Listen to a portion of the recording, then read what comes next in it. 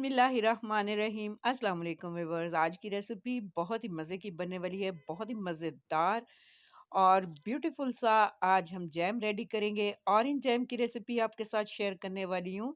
Perfect timing बताऊंगी जिससे आपका जैम बहुत ही मज़े का बनेगा, और एक ट्रिक भी बताऊंगी जिससे आपका जैम बिल्कुल बाजार जैसा बनने वाला है। तो रेसिपी को पूरा वॉच कीजिएगा। तो चलिए व्यूअर्स स्टार्ट करते हैं। यहाँ पे देखिए मेरे पास 4 ऑरेंजेस है, और ये मीडियम से थोड़ा बड़ा साइज़ है, और इसको बहुत ही अच्छे से धो के मैंने इस तरह से रख लिया हुआ है। तो सबसे पहले हमें इनकी कटिंग कर लेनी है। बिल्कुल सेंटर में से हम इसे इस तरह से कट कर लेंगे, और कट करने के बाद यहाँ पे इसका हम जूस रेडी करेंगे। इसके बाद तो यहाँ पे आपके पास जो भी मशीनें अवेलेबल हो आप उसका यूज़ करते हुए इनका जूस निकाल लीजिए। तो यहाँ पे देखिए जूस हमारा रेडी हो चुका है। तो अब इस जूस को हमें एक बर्तन में डाल लेना है। तो यहाँ पे देखिए मैंने साथ ही इसकी मेजरमेंट भी कर लिया है। 1 कप मेरे पास जूस का है, और थोड़ा-सा ज़्यादा है इससे। तो ये सारा जूस मैंने डाल दिया है, और यहाँ पे हाफ ऑरेंज के मैंने छिलके लिए हैं। इनको बहुत ही अच्छी तरह से साफ कर लेना है। अंदर जो व्हाइट पार्ट लगा हुआ है इसको बहुत ही अच्छी तरह से आपने उतार देना है।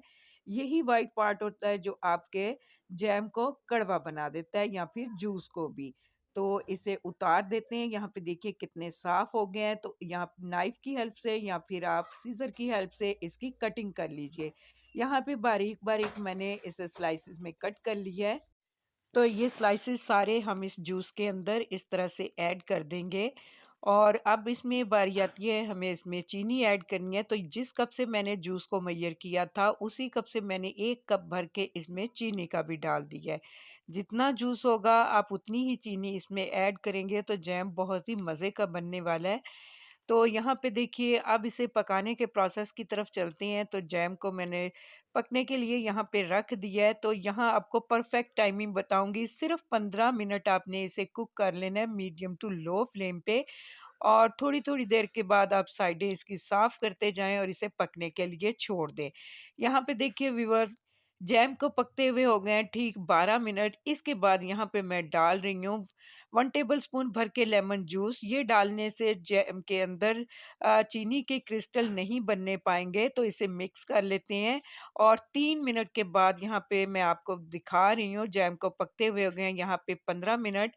तो अब इसमें मैं ऐड कर रही हूँ यहाँ पे हाफ टी स्पून से कम ही मैंने डाला है जेलेटिन पाउडर।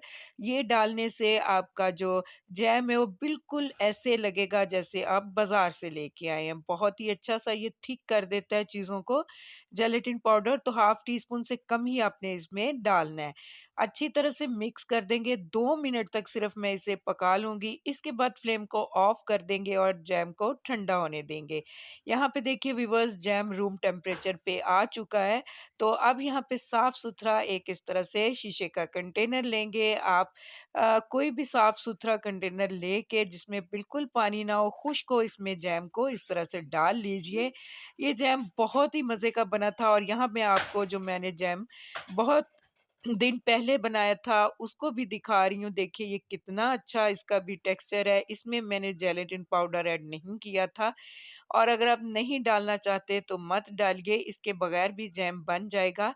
और यहाँ पे इसमें मैंने ऐड किया है। तो अ, इसके बाद थोड़ी देर इसे सेट होने के लिए छोड़ देंगे, फिर आपको दिखाते हैं जैम की फाइनल लुक। तो यहाँ पे देखिए व्यूअर्स जैम कितने अच्छे से कंटेनर के अंदर सेट हो चुका है। देखिए कितना शाइनी जैम है, बिल्कुल मार्केट जैसा ये जैम लग रहा है। तो इसको इस तरह से ब्रेड पे भी लगा के आपको दिखा रही हूँ। ये जैम बहुत ही मज़े का बनता है। उम्मीद करती हूँ आपको मेरी ये सिंपल सी ऑरेंज जैम की रेसिपी बहुत ही पसंद आने वाली है। रेसिपी पसंद आए तो इसे लाइक कीजिएगा, और अगर आप मेरे चैनल पे नए हैं तो काइंडली मेरे चैनल को सब्सक्राइब भी कीजिएगा। अपना और अपने प्यारों का बहुत ज़्यादा ख्याल रखिएगा। मिलते हैं नेक्स्ट वीडियो में किसी अच्छी सी रेसिपी के साथ। तब तक के लिए अल्लाह हाफ़िज़।